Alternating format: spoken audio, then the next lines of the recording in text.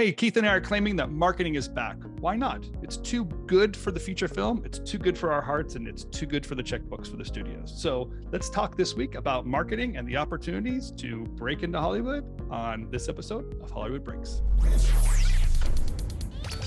Hey, thanks for covering for me last week. I saw the episode with you and Robin. Looks like you guys awesome, have way wasn't it? too much time while I'm gone. I'm just saying that right now.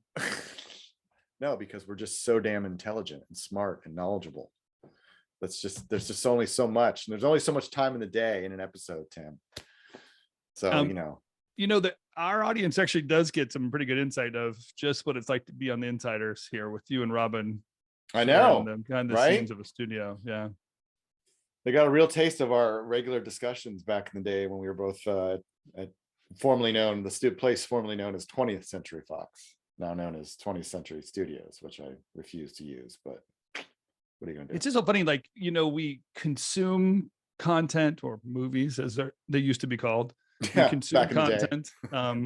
We consume the marketing pieces of it. We're almost fans of the marketing pieces, but to know that there's actually a team of people separate from the filmmakers making those, promoting those, strategizing, and getting it out.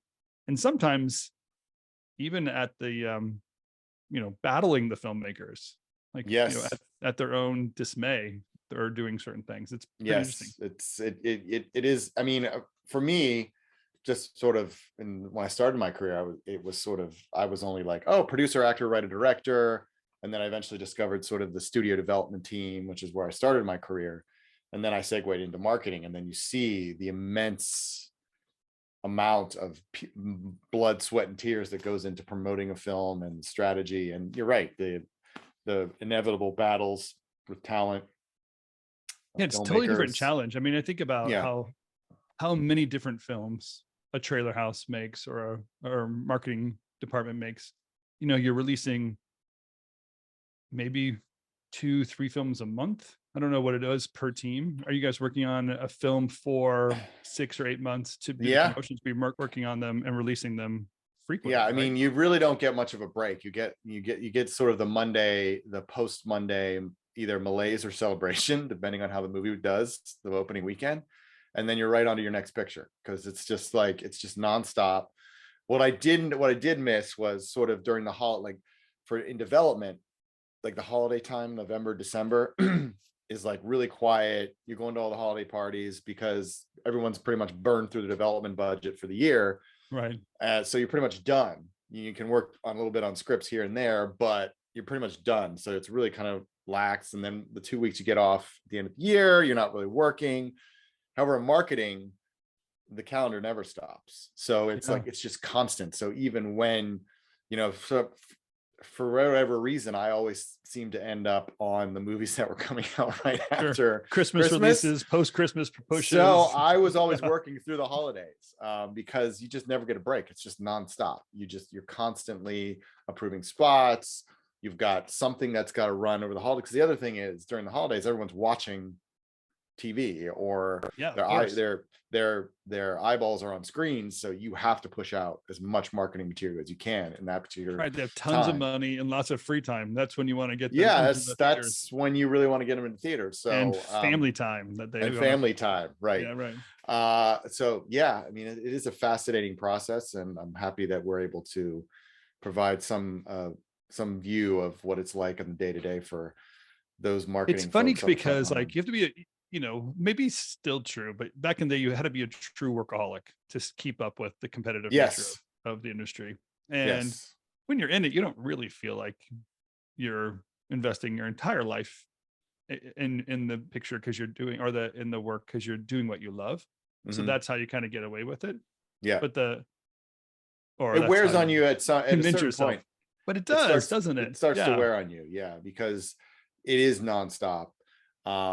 It is almost 7 days a week, and especially now with the the use of constant access to email, it is nonstop. I mean, I went in several weekends to work on material because we had a meeting on Monday, and in most creative businesses, particularly on the agency side, if you work late one night, you're allowed to come in late the next day. You're not unless you have a meeting.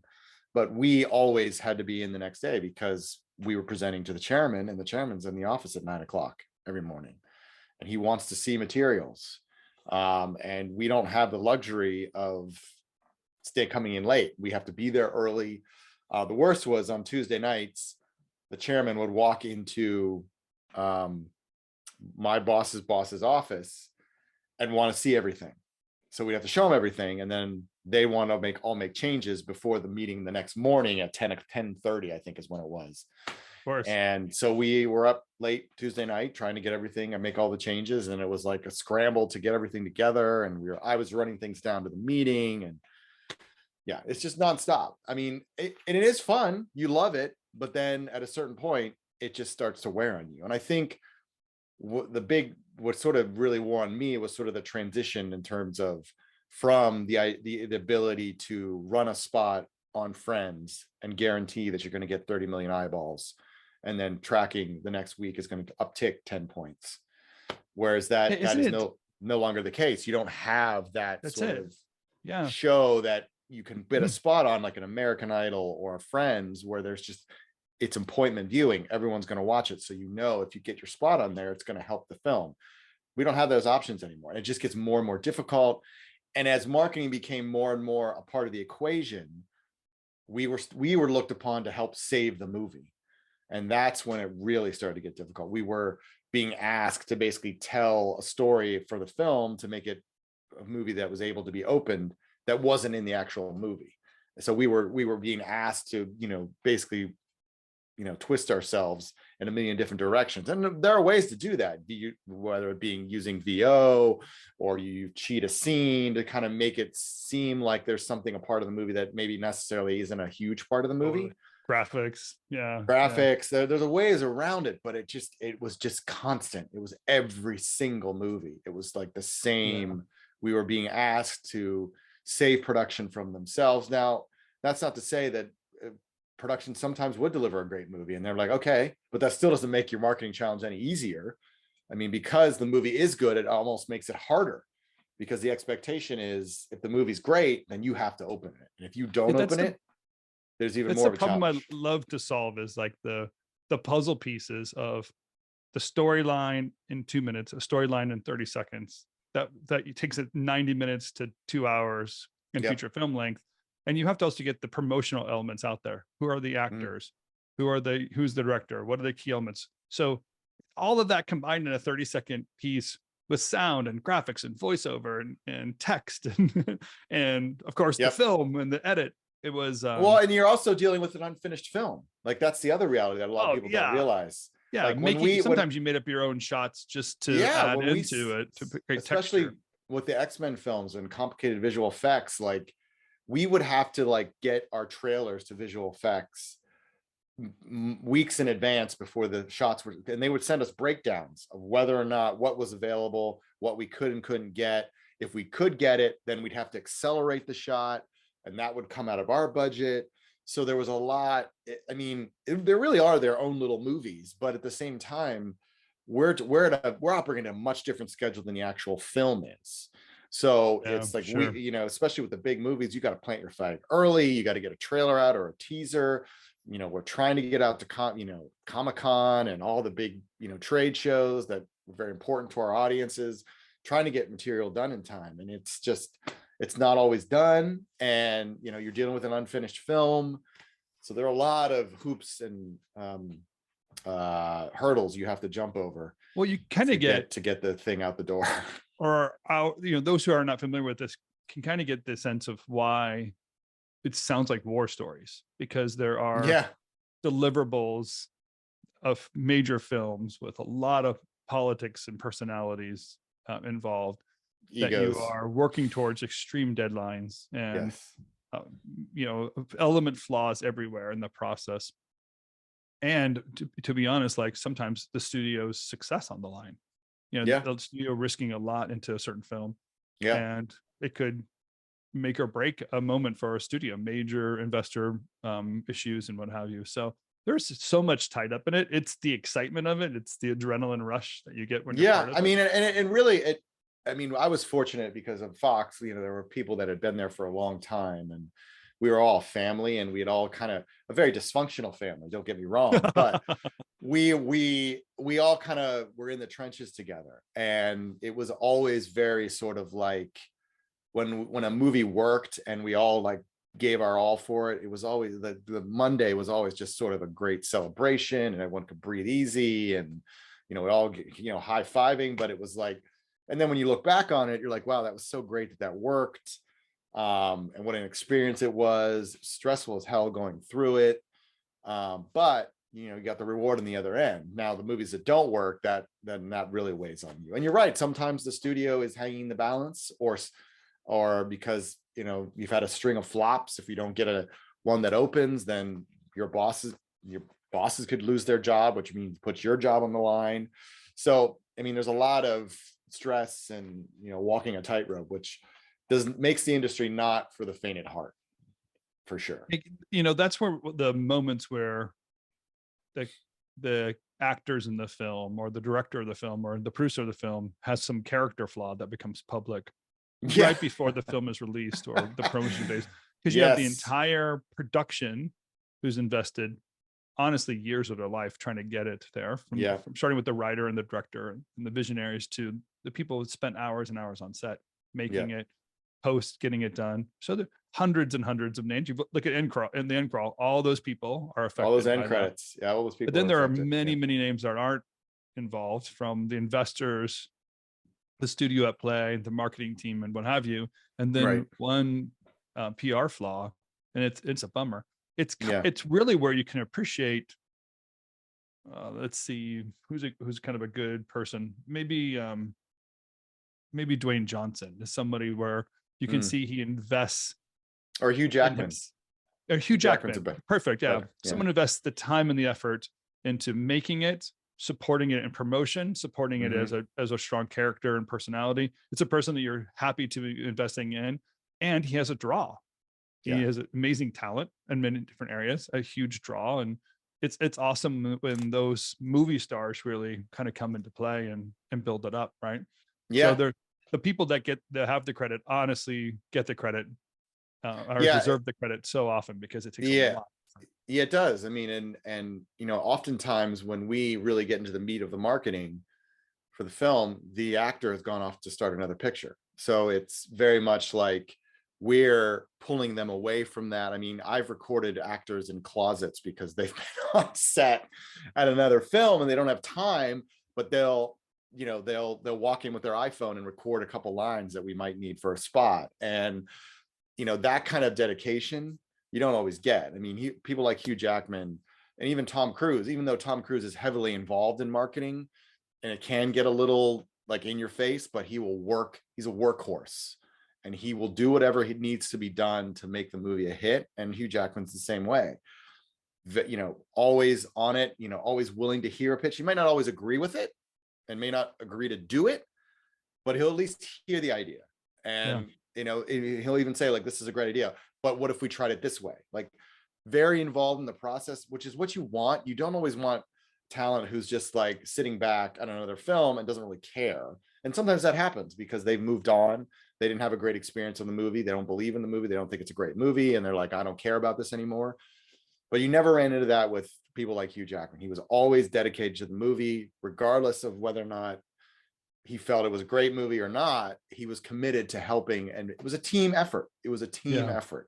And you don't always get that. It's the true business behind the show business idea. Like there's a lot from beginning to end that you're committing to.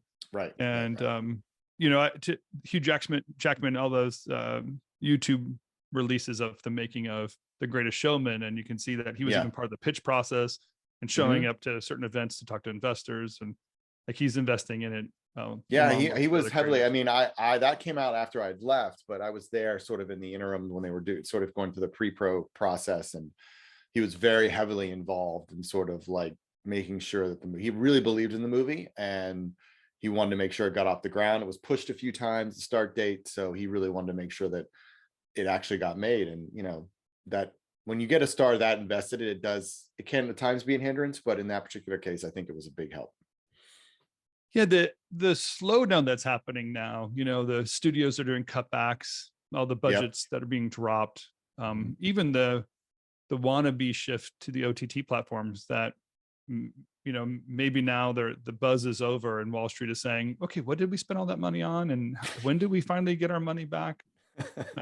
Is just, the infinite growth, the possibility of infinite growth has become very finite, right? We're maxed out on who's going to pay the monthly subscriptions for these platforms and so on, that, the studios have to reinvest and figure out where their base is. Base of talent, base of content, even, base of audience, and how do you hit there? And I think there's been some positive critique out there recently saying, well, maybe it is too much. I mean, just the constant flow of infinite titles on an OT platform that an algorithm is picking for us more than the humans are picking, or word of mouth or pop culture can put out there. I think it's interesting. One thing I'm thinking about is like how Amazon, you're the one that told me this rumor, but how Amazon is thinking about buying theaters, and a theatrical release creates a pop culture moment because it's a finite amount of time, a few weeks or maybe a couple months, that everyone could go and have a shared experience. And you have to go to the theater, have that shared experience. On an OTT platform, if it's always going to sit there, I can watch it anytime I want to. That pop doesn't happen. And therefore that big push or fandom doesn't really grab hold and raise the film to the top. And I'll bet you these content makers like Amazon, Apple, and others that are considering these theatrical moves are recognizing that and saying, no, let's go back and invest in some core features that we know that will get us the money, and let's recognize how we get people in the seats to watch these features. I mean, I think a big part of this is, and as you mentioned, yes, Amazon has, according to some blurbs on the internet, there are talks that Amazon is thinking about acquiring some 600 theaters from AMC. I mean, this is all based on anonymous sourcing, so I don't know how real it is, but that's on top of Amazon committing almost $1 billion to theatrical releases, and Apple recently announced the same. They're going to invest a ton of money in theatrical releases. And I think you're right. I think they're all realizing that as far as raising awareness for a title and for a film, there's nothing better than theatrical. And the other thing is, you also put behind a movie like that the marketing push that goes into it. And that is the one thing that I don't think a lot of people appreciate about the soldiers and troops that work in the studio marketing departments, that there's no industry better at making a cultural event than studio marketing. I mean, just the way that they're able to launch movies from a lot of times out of nowhere, and make people aware of it. I mean, the reality is that FOMO is still real, fear of missing out, for those of you who don't know the acronym there. And it's still real, and you're not going to get that unless it's at a theater, because then people are going to be like, oh, I got to go see this movie, not, oh, I got to go home. Oh, it's all, like you said, it's always going to be there. So there's never a draw like, oh, I will have to watch it now. It's going to be there, so I can watch it when it whenever I have the time. Now, there's also the flip side of that, where theatrical, it's in theaters for what, 3 months, and most people will say, I can wait till it comes on streaming. It's going to be on streaming in a matter of weeks. But you're still not going to get the awareness that you're going to get if you put it into a theater. And the theatrical experience is, as you said, a communal experience, and it's not something I think we as a human race are wired to be together with other humans. And we can see over the recent reports of loneliness and depression and all the myriad of horrible news that we've heard is driven a lot by the fact that people are lonely and sitting at home on their phones and not experiencing those communal moments. So and you're only sharing your watching stories, whatever, with other, and I mean, somewhere on a website. Mostly, if you hated it, you put it out there, not necessarily if you love it or promote it that way. And this is this is not anecdotal evidence, but the one thing that was really sort of brought home the theatrical experience for me was when I first saw Borat. I saw it in a theater with a crowd, and I've never laughed harder in my life. You go to watch it by yourself, you don't laugh nearly as much. It's especially like, horror movies are even scarier when you're watching in a group versus by yourself. I mean, there's just myriad of examples of movies like that where the communal experience is definitely helpful, and it also leads people to become your evangelist, your film evangelist. Like, they leave the film, and if they think it's great, they're going to go on Twitter and social media and talk about how great it is. Now, sometimes that can be a detriment because they'll come out and say this movie's terrible, don't waste your time, and that can happen. It does happen. So always, yeah. But the reality is that I think the theatrical experience is definitely the best way to get the word out. And I think what's happening is the streamers are starting to realize that, and a lot of the studios are well, not so much studios, because we don't hear a lot of the traditional studios announcing $1 billion investment in theatrical. But I think what the streamers are realizing is that it can be part of the whole, lifespan of a film. And almost from our first episode, we've been calling this out. The whole drop of the Paramount decree. Clearly, why would you even push that? Have your lobbyists push that through Congress unless you knew there was some long-term need? And I've been saying, I think that the content makers, the OTT platforms and such, have worked out deals to have the theaters become hurt, go into bankruptcy, drop their price so that now that they can steal this moment and step into it and start acquiring that real estate. And 600 theaters, by the way, isn't just 600 ticket box offices. It's 600 plots of land. That's billions and billions of dollars in assets that a corporation own and control. And that asset becomes an anchor for other shops, stores, and malls to be built around it. There's a lot of play here if you're an Amazon in a retail space to draw and create an anchor for it. You can see how there are kind of corporate planning around this big move.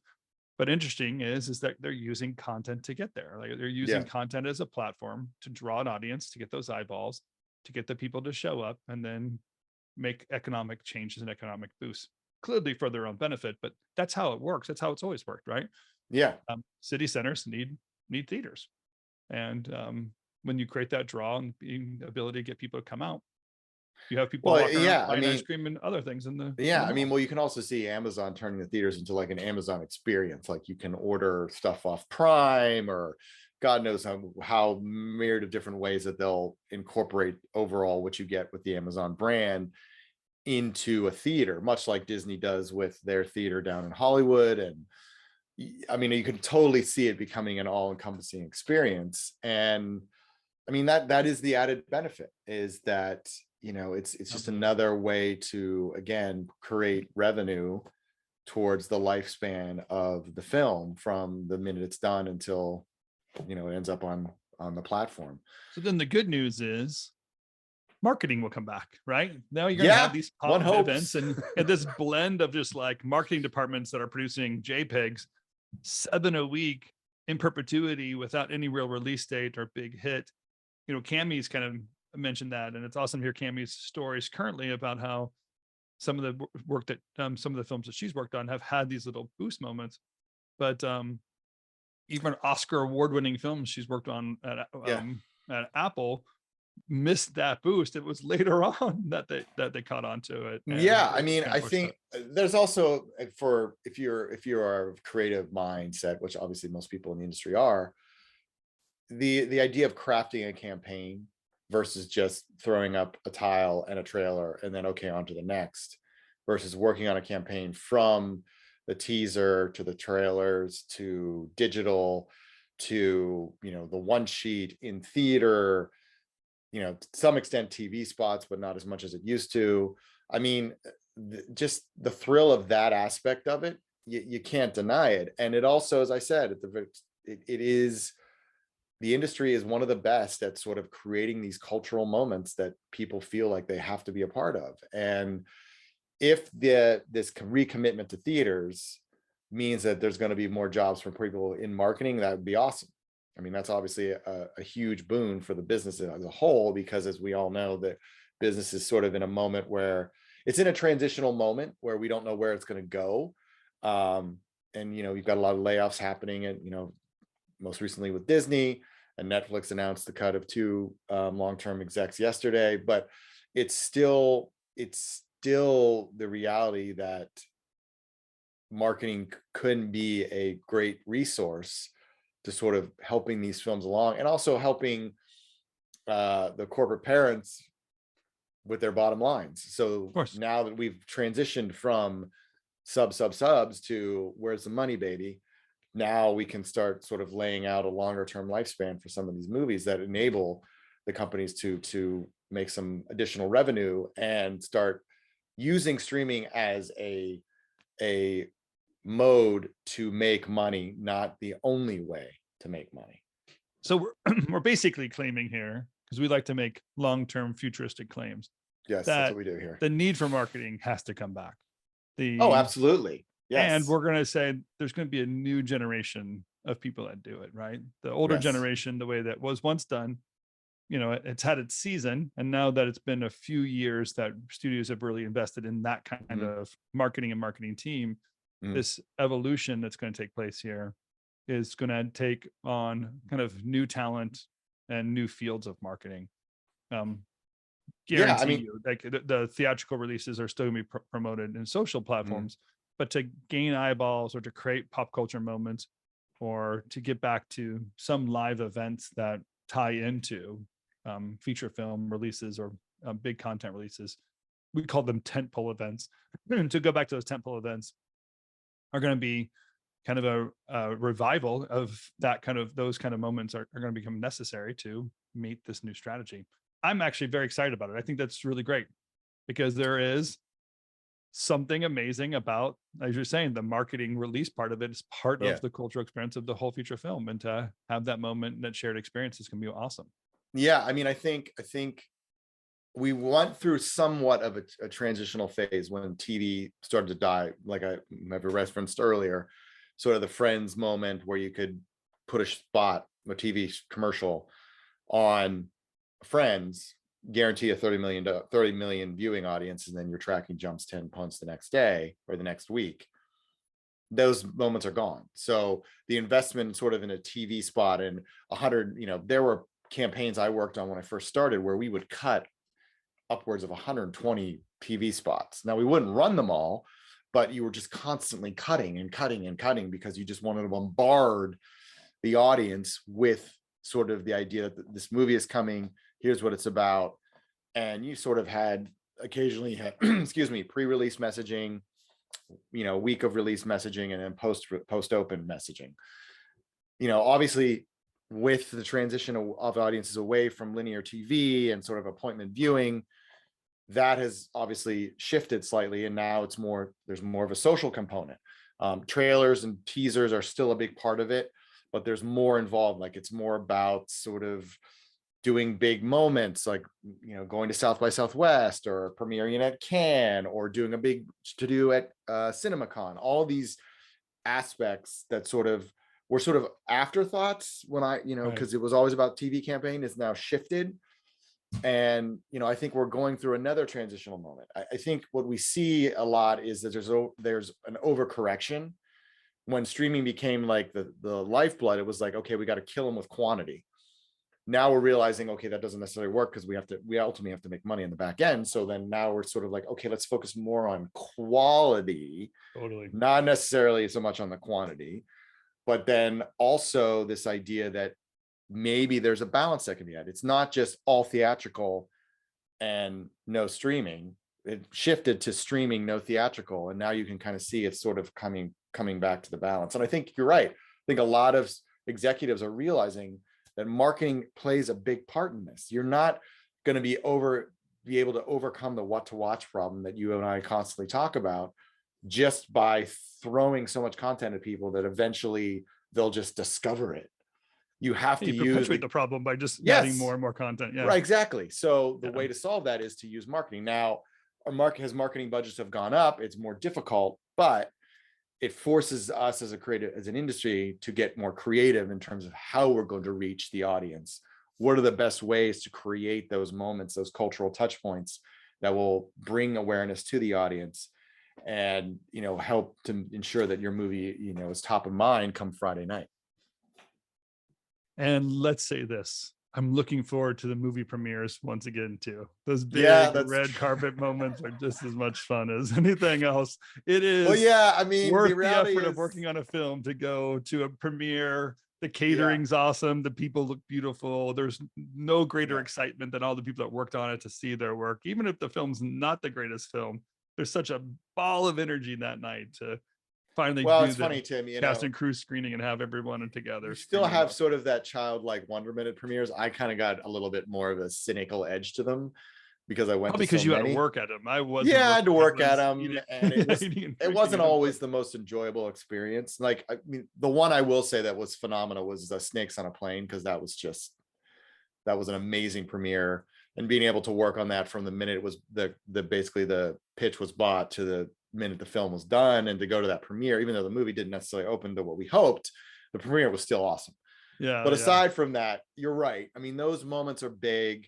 But unfortunately, it's just a Hollywood moment. You have to be in Hollywood, part of the team, to get to go to that moment. You've earned. But they don't get as unfortunately, the reality is that when marketing budgets are cut, the premiere is usually the first one to go. I mean, they'll do what's called a screening, which is basically just, you invite, some people, you have a red carpet, cast and crew, but they just don't do them as much as they do. But the reality is that, as I mentioned earlier, sort of the big premieres at events, like, for example, Dungeons and Dragons, Den of Thieves, speaking of Cammie, is opening this weekend, and they went out big with a premiere at South by Southwest.